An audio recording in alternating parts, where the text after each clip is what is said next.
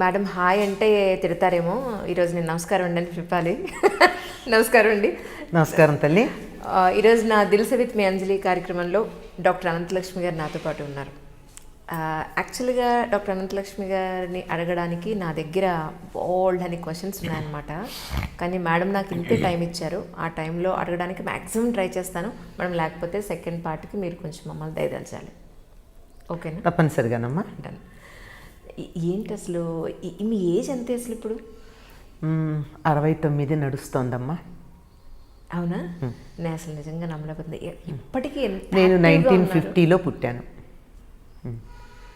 ఏంటి ఇప్పటికీ ఇంత యాక్టివ్ ఉండడానికి కారణం అంటే డెఫినెట్గా మీరు అప్పటి మా అమ్మ వాళ్ళు పెట్టిన ఫుడ్డే అని చెప్తారు. అవును. ఏం తినేవాళ్ళు అసలు మీరు అప్పట్లో? మేము పొద్దున పూట చద్దన్నం తినేవాళ్ళం అమ్మ. చద్దన్నం అంటే రాత్రి వండింది ఇత్తడి గిన్నెల్లో ఉండేవాళ్ళు కదా అప్పుడు. చక్కగా ఇత్తడి గిన్నెల్లో వండిన అన్నం ఉంటే దాంట్లో చక్కగా ఆవకాయో గోంగూర పచ్చడో చింతకాయో వేసుకుని ఇంత నెయ్యి వేసుకుని, ఇంకా గోంగూర పచ్చడి అయితే మాత్రం తప్పనిసరిగా వెన్న ఉండేది, అంటే మాకు పాడి ఉండేది. ఇంత వెన్న వేసుకుని తిని కాస్త పెరుగు వేసుకుని తిని బయలుదేరేవాళ్ళం. పొద్దున పూట పెరుగన్నం తింటే కానీ ఇంట్లోంచి బయటకు వచ్చేవాళ్ళం కాదు. పాలు తాగే అలవాటు లేదు అప్పటికి ఇప్పటికీ కూడా. నేను ఎప్పుడు నవ్వుతూ అంటూ ఉంటాను, పాలు ఎందుకు తాగరంటే పాడిలో పుట్టి పెరిగాం కదా మాకు అందుకని పాలు. ఇంటి నిండా పాలు పెరుగు బాగా ఉండేవి. పెరుగు కూడా నేను కొద్దిగా వేసుకునేదాన్ని, మాకు సుష్టుగా ఉన్నా సరే. అయితే ఒక్క పొద్దున్న చద్దన్నంలో మాత్రమే మాకు పెరిగేసేవాళ్ళు. రాత్రికి ఎట్టి పరిస్థితుల్లో మజ్జిగ. మధ్యాహ్నం కూడా నాన్నగారు చూడకుండా కొంచెం పెరిగేసుకోవడమే తప్ప నాన్నగారు పెరిగేసుకోవడానికి ఒప్పుకోరు. కారణం ఏంటంటే పెరుగు యాజ్ ఇట్ ఈజ్ అనారోగ్యం. అందుకని మజ్జిగ చేసి కవ్వంతో చిలగొట్టిన మజ్జిగ, అంటే సాధారణంగా వెన్న తీసేవాళ్ళు బాగా ఉండేది కనుక ఏ కారణంగాన వెన్న తీయకపోయినా మజ్జిగ చిలక కొట్టినటువంటి మజ్జిగతోనే తినే అలవాటు అనమాట. అంచేత పొద్దున మాత్రమే చద్దనానికి మాకు పెరుగు. ఇప్పుడు చద్దన్నాలు ఎక్కడివి అసలు? చద్దన్నాలు తింటుంటే అనారోగ్యం అనేస్తున్నారు కదా, అదే కానీ మరి అయిపోతుంది అంటున్నారు. కాదమ్మా, ఇప్పుడు అమెరికాలో వాళ్ళు పరిశోధన చేసి చెప్పింది ఏమిటంటే B12 అవి రావాలంటే రాత్రి వండి పొద్దున తిన్న అన్నంలోనే వస్తుంది, అది తినమని కదా వాళ్ళ సలహా చెప్తున్నారు. ఒక రాత్రి నిలవ ఉంచినటువంటి అన్నంలో B12 మెగ్నీషియము ఇంకా ఏవో చాలా చెప్పారు వాళ్ళు. ఆ మొత్తం అన్నా ఉంటున్నాయి కనుక చద్దన్నం చాలా మంచిది. అందులో ఉప్పు కానీ కొంచెం నీళ్లు కానీ లేక మజ్జిగ కానీ వేసి పొలవ పెడితే ఇంకా చాలా ఎక్కువ వాటి పొటెన్సీ పెరుగుతుందని చెప్పారు. అంచేత మరి మన వాళ్ళు ఆలోచించే పెట్టారే, అప్పటికప్పుడు వండి పెట్టలేకపోయారా? అవును.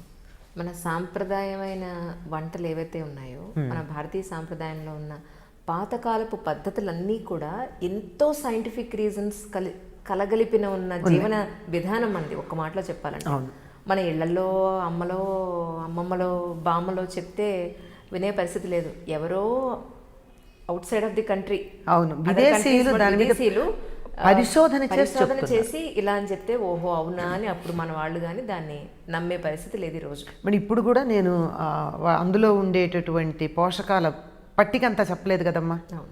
ప్రతి వాళ్ళకి ఇప్పుడు నాకే 3 or 2 గుర్తున్నాయి, అందులో ఉన్న 10 అందరికీ ఎక్కడ గుర్తుంటాయి కనుక పోషక విలువలు ఉన్నాయి అని ఒక్క మాట వరకు చాలు. అట్లా ప్రతిదీ కూడా డీటెయిల్స్ అందరికీ అవసరం లేదని పక్కన పెట్టేయడం, ఫలితాంశం మాత్రమే మనకు ఉపయోగంగా ఉండేటటువంటి దాన్ని ఉపయోగించుకోవడం. ఈ పద్ధతిలో దీని విలువలు మనం మర్చిపోయాం. ఎక్స్పెరిమెంటేషన్ ప్రొసీజర్ అన్న దాని గురించిన దాంట్లో ఎక్కువ చెప్పకుండా ఇన్ఫరెన్సెస్ మాత్రమే ఇచ్చారు మనకి ప్రయోగంలో. ఆ ఇన్ఫరెన్సెస్ వల్ల వెనకాల ఏం జరుగుతోంది అని మాకు కావాలి. అందరికీ అన్నీ తెలియాలంటే ఈ చిన్న బుర్రలో ఎన్ని పడతాయి? ఒక వైద్యుడు ఇల్లు కట్టలేడు, ఒక ఇంజనీరు మందులు ఇవ్వలేడు. నాకు అది తెలియాలి ఇది తెలియాలంటే రెండూ చేయకుండా ఉభయభ్రష్టత్వం అవుతుంది. అందువల్ల ఒక రంగంలో నిష్ణాతులైన వాళ్ళు చెప్పినటువంటి దాన్ని మనం ఎంత గుడ్డిగా నమ్ముతున్నాం. మందిస్తే ఆ మందులో ఉన్నటువంటి కాంపోజిషన్ తెలుసుకోకుండా వేసుకుంటున్నామా లేదా? వైద్యుడు చెప్పినప్పుడు ఆయన ఏదో చదువుకున్నాడు అనేటువంటి నమ్మకంతో ఆ విధంగా వాళ్ళు అందరికీ ఈ విషయాలన్నీ చెప్పేసి వాళ్ళ బుర్రలన్నీ నింపేయాల్సిన పనేముందిలే అని చెప్పి ఇలా చెయ్యండి అన్నారు. పాటించిన వాళ్ళు బాగుపడ్డారో, నష్టపోయిన వాళ్ళైతే ఎవరు లేరు కదా. నిజం. అది ఈ ఆధ్యాత్మికంగా ఎన్నాళ్ళ నుంచి చెప్తున్నారు ఇలాగా ప్రజలందరికీ కూడా, కానీ లేకపోతే టీవీ ఛానల్స్లో? మా ఆధ్యాత్మికంగా చెప్పడం అనేది టీవీ ఛానల్స్లో చెప్పడం 2007-2008 అప్పుడు మొదలైనట్టుంది. 10 ఏళ్ళు అంటే అయిపోయింది. ఆల్మోస్ట్ ఇప్పుడు మొట్టమొదట మనకి ఆధ్యాత్మిక ఛానల్, భక్తి ఛానల్ వచ్చింది. అప్పుడే సంస్కృతి అనేది ఒకటి వచ్చింది అవును, అవును. అప్పుడు. కానీ అంతకుముందే నేను దూరదర్శన్లో కొన్ని చెప్పున్నా. ఇలా ఛానల్స్ ద్వారా చెప్పేది ఇప్పుడు మొదలైనా అంతకుముందు ఆకాశవాణిలో చెప్పాను. ఎప్పుడు 73-74 నుంచి నేను ఆకాశవాణిలో ప్రసంగాలు, కొన్ని సాహిత్య ప్రసంగాలు, సామాజిక అంశాల మీద ప్రసంగాలు, అతి కొద్దిగా ఆధ్యాత్మిక అంటే ఇంత చిన్నపిల్ల ఆధ్యాత్మికంగా ఏం చెప్తుంది అనే ఒక చిన్న సందేహం ఉంటుంది కదా. అంచేత అలా విజయవాడ రేడియో స్టేషన్ నుంచి, ఆ తర్వాత హైదరాబాద్ రేడియో స్టేషన్ నుంచి కూడా చాలా చెప్పాను. అయితే వీటన్నిటికన్నా కూడా ప్రధానంగా ఆధ్యాత్మికమైనటువంటి విషయాల గురించి మాట్లాడడం అన్నది మా గురువుగారి పర్యవేక్షణలో, మా గురు పూజల్లో నేను ప్రారంభించుకోవడం జరిగింది.